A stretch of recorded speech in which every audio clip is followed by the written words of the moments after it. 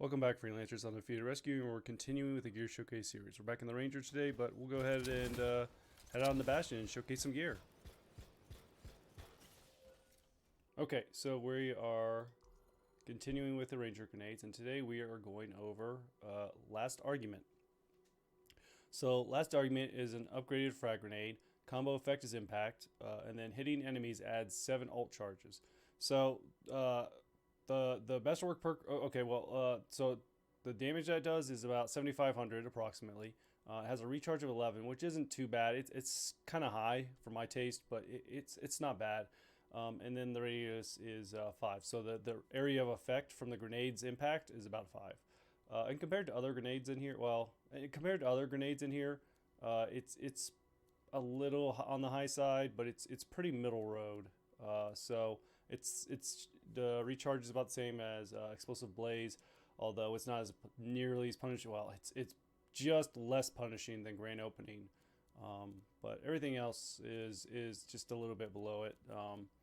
But the trade-off for that is that it does pretty solid damage. Where let me see here. So it does more damage than Grand Opening.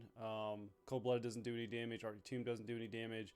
And then it does more damage than Explosive Blaze. So in my opinion, it's kind of the middle for all these. And then it is a detonator too, just so that's clear. So it is going to have it's going to apply to the combo system. But like it's kind of just the middle of the road for me, which it makes it one of the better grenades in my opinion. Just from the fact that it's a detonator, so it could detonate combos. It does pretty good damage. Recharge is a little high. But it has a pretty decent radius for area of effect, or the area that it can affect. And then the Metro perk is actually really easy to utilize. You just throw the grenade at an enemy, and it gives you 7 ult charges per enemy. So if you throw this at a group of enemies, you'll pretty much get like half your ult bar back immediately. So you really don't have to worry about throwing too much ult charge into a build, because this alone will get you a majority of your ult quickly. So you can actually, instead of trying to get inscriptions for all recharge, you can really kind of budget your build around ult damage, so that way you'll have a lot of more ult damage overall, and this will be like a main source of getting your ult charges.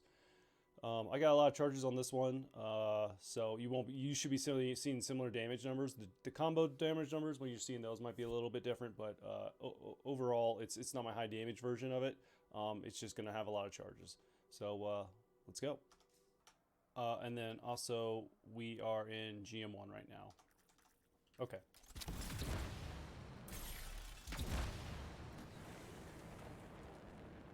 So this is kind of like an ult build all around. It's just kind of like a build I've already had, and I just kind of mirrored it almost for my test build. It doesn't necessarily mean that it's like an overpowered build. It's just something I already got that I know works, and it'll really help me out for when I get to GM3. We'll give them a second to spawn in and kind of just go over it. So like with most grenades, it's pretty much the same. It has pretty much the same trajectory. There's only one grenade that has a different type of trajectory. But when you throw it, you can see in that blast area, it'll kind of hit everything in there, and then anything that blast hits will give you ult charge. Now I've already got about half my ult, so I'll go down here and I'll just kind of like spam it, and as far as like using it, and try to like showcase like I can get it back ridiculously quickly. Okay. So it does pretty good damage. I think I said like 14 against a red bar health enemy, and then as you can see with every time I hit an enemy, I get a good chunk of, actually I've got my ult right now, so,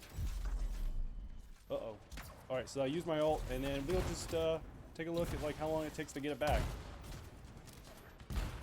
So as you can see, like the bar is going up pretty quickly every time I hit an enemy. They don't really group up here. I might head over to a different dungeon for that. And now here's the downside, is now I'm out of charges. But I've got the shield ability, Vanguard's Rampant, which gives me back, I think 200% charges, so...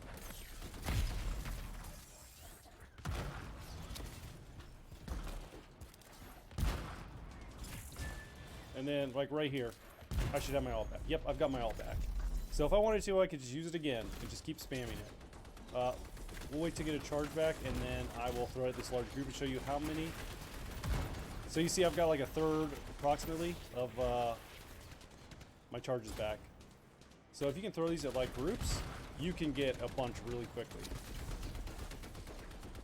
Fortunately, I've run out of charges, so I kind of have to regroup and get some charges back. I kind of spammed them early on. We'll go ahead and test this against the storms.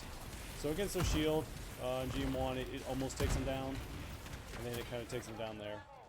And then as far as comboing, let's see if I can get one back. It does pretty good damage.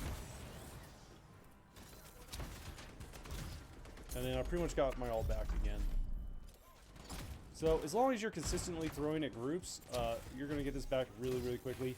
And like you can use this as a good source of DPS. Oh, I totally missed there. That was totally me whiffing.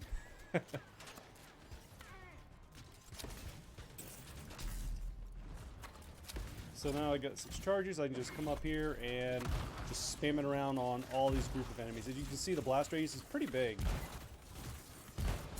And I've got my ult back already. So I'll just go ahead and take this guy out real quick. So it kind of, other than the recharge, it just kind of does everything really, really well. It does pretty solid damage. It combos. And then the Masterful Perk gives you all charges. A good, decent amount too, if you're able to find groups. And then, I don't know if we've seen any armored enemies yet. Here we go. So here's some armored enemies. We'll see how it does against them. So, less effective against them, but they're armored. They're supposed to have a lot more resistance. And then we'll go against this ranger.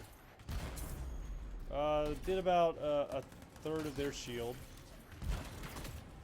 Yeah, about a third, a little bit less. Oop. I'm gonna have to take care of these guys real quick. Let them do their ult. I'll just stand here and take it with my ult. This guy's bugged out to my left. Alright, so about a third of their shield. We'll go ahead and take their shield down real quick. Okay. Whoops. Oh, I took down half their health on accident. But yeah, it's kind of the same effect with them, where typically you would do about 1,400 damage against an armored enemy, or against a non-armored enemy, it's doing about 11 against armored enemies. So, and then so I'll just go ahead and take this guy out real quick. Okay. So, pretty good. Nothing really special or unique about it, other than the fact that it's Masterwork Perk gives you charges, and a lot of charges if you get a group of enemies. But it's pretty straightforward on its uses. Nothing really unique to it, and it's just very consistent. But we'll go into GM3 and kind of showcase it there. Okay, so we are in GM3 and we are still going over the last argument. So I've got a couple primers that I brought with me as gear pieces that I'll probably be showcasing in here. And then I had Elemental Ops still on from an old video, but I switched it out with Badge. I forget what it's called. It's the Badge. It's the one that lets you get your grenade back quicker. And the main reason I'm in the Hollow is because enemy types like to group up in here. So it did about 15,000 damage. As you can see, that is like nothing on their health bar. So we'll go ahead and prime them and detonate. So yeah, when you come into GM3, this is really going to be what you're going to need to do is get, and I've already got my ult. I'll go ahead and keep it, and then when I see a group, I'll kind of deal with them with that way. Oh, okay, so. So against the shield, it does about a third like it did before, so that's good.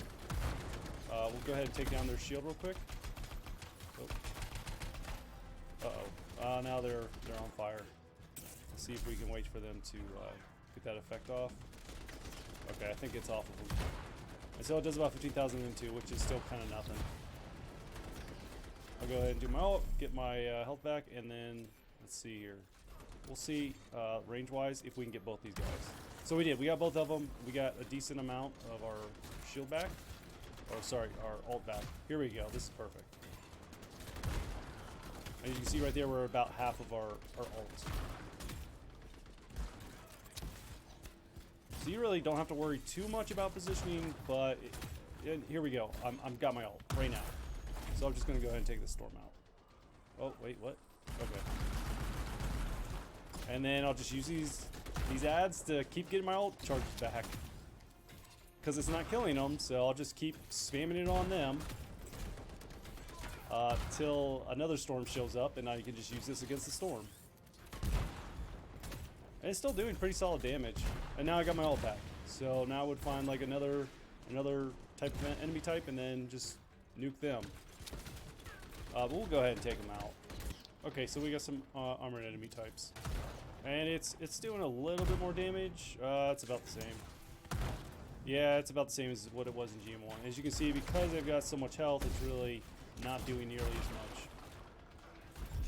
And then we'll test getting our shield back. So as you can see, if you've been keeping an eye on the alt bar, like it's just coming back with every hit on this group. I get it back that much quicker. And then if I just wanted to also kind of deal with the crowds and kind of take some of them out.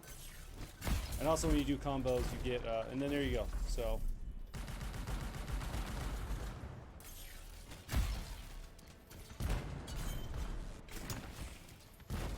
And then if you bring multiple primers, you can do multiple combos, which is typically what I do with this build.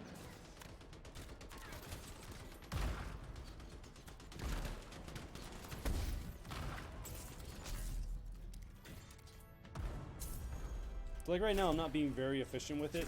I'm just kind of showcasing it on its own. Essentially, you'd want to use this as a detonator consistently. But I just kind of want to showcase off like the damage of it, and that it kind of can be used for DPS. It's a little on the low end for DPS in general, but it's really good at priming targets, or sorry, detonating prime targets. Okay, so it should just be me and the ranger right now.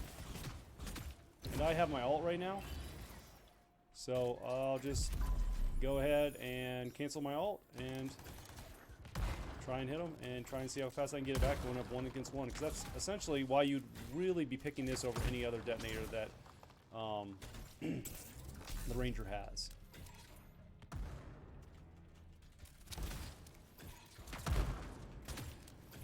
So not doing a lot against their shield. It's almost doing the exact same as what it was in GM1. It's just because they're a lot tankier and more stout, they're going to be a lot more resistant. There, I've gotten their shield down with about 6 of these. Granted, these are not my my high damage ones. These are, but here we go, and I've got my ult, and I pretty much could finish them off. But I'll go ahead and do a little bit. I took that on right as they hit me. We'll go ahead and take their shield down. I'll get some charges back. So yeah, it's doing about the same damage as it was in GM1. So this will take pretty much forever, but I'm going to go ahead and pick away at their health with this, and then get my ult back, and I'm just going to ult them. Alright, shields back down, and I've got my ult. Okay, that was... Alright. So we'll go over some box checking. So we'll do that down here. Is it efficient? The only thing that I would say makes it not efficient is the recharge. But if you have the Vanguard's Rampart, which is the shield for the support gear, this one right here, it's basically a bulwark point, but it's the Vanguard's Rampart version of it. If you get that, it gives you 200 extra additional charges. So if you don't have a ton of charges, it gives you some. And I had a lot of charges, and this is a gear recharge build, so I get my charges back pretty quickly. That's like a counters to the 11 recharge. So that's like the only thing, because it does do good damage. It's nothing special, but it's pretty good solid damage. So you can definitely use it for DPS builds. And then it has like an area that it can affect in that explosion, so it can hit multiple enemies, which means, you know, it's not like a one per use kind of enemy type thing. You can use it on multiple enemy types in an area if you can catch them grouping up. And I mean, that's like, and yeah, so it's pretty efficient. And then is it viable? Well, it's a detonator, so it's definitely viable. But we can go ahead and compare it to some of the other detonators that they have, or the Ranger has in here. So their detonators are going to really have, realistically, is just the Gambit. And the thing with the Gambit, and we'll go ahead and throw it on real quick to draw some comparisons, is with the Gambit, basically it's like a single point impact kind of grenade. So it's a sticky grenade, and it tracks a little bit differently. Ooh, I don't even have the trajectory now. That's weird. But it tracks a little bit differently, and it really only hits one target because its explosion is not very large. Huh. Okay. So that's kind of the differences between those two, is that this one would be, and this is the only other detonator you have to pick from. It kind of goes in a different path, or it has different pathing for its trajectory.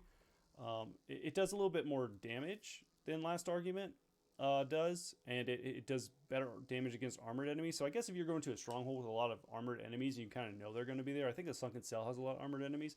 This would probably be a better option if you're not too worried about getting your ults back so quickly. And it does have a little bit less punishing of recharge, but as you can see, its radius for its effect is smaller, significantly smaller. So this is pretty much like you're dealing with one target kind of build, and this build would be more, or this grenade would be used more for dealing with multiple enemies. And then the Masterwork perk kind of synergizes with that. So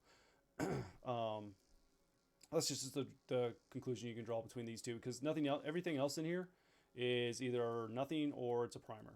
So Last Argument doesn't really have a lot of competition, but even if it did, like if you looked at other gear pieces and different javelins, you would see that like they do have competition, and their competition is usually a bit, I don't know. It like realistically, both do pretty good for what they're used for. Kind of like we just went over. Like one's better for one thing and one's better for the other thing. But I mean, it's just really consistent, and it's really easy to attain the Masterwork perks, and it's easy to use against enemy types. There's nothing really difficult about it, which kind of leads me into is it fun? And in my opinion, that's how I base is it fun, is if it's kind of like easy to use, and it doesn't require like 3 different things in a row to do that, like with the mortar that the Colossus has, where you have to hit more than one, you have to hit at least 2 enemies with the mortar, but you can't like bring it on top of you, so you have to position yourself specifically, and then it only gives you like a little bit of additional damage. Where this, it doesn't give you additional damage, but it gives you the ult charges, and it gives you a good amount, and it's easy to do, and you could literally just throw it on yourself if there are enemies like all over you. So I'm gonna say yeah, that's it's fun. And it can be used in multiple builds. It's not like there's just one build you can use it in. It's a detonator, so it's going to be. But I'm going to go ahead and... Oh, that's not the right one. I'm going to go ahead and give it the thumbs up. Yeah, we're kind of coming to the end of the grenades. I think we've actually got just the Gambit and then Arctic Tomb, which Arctic Tomb is probably, in my opinion, the best grenade that the Ranger has. But that's one of the Cataclysm weapon or gear pieces. So, but we got a little while before we go over that one. But yeah, I don't think there's too much more to say on this one. No matter what you take it into, it's going to help you out, and it's going to be a really decent addition to like an alt build. But I mean, it's going to work really well with any build. So, like I said, I don't think there's much else to say. I'm gonna end the video there, and yeah, I hope to see you guys out in Bastion.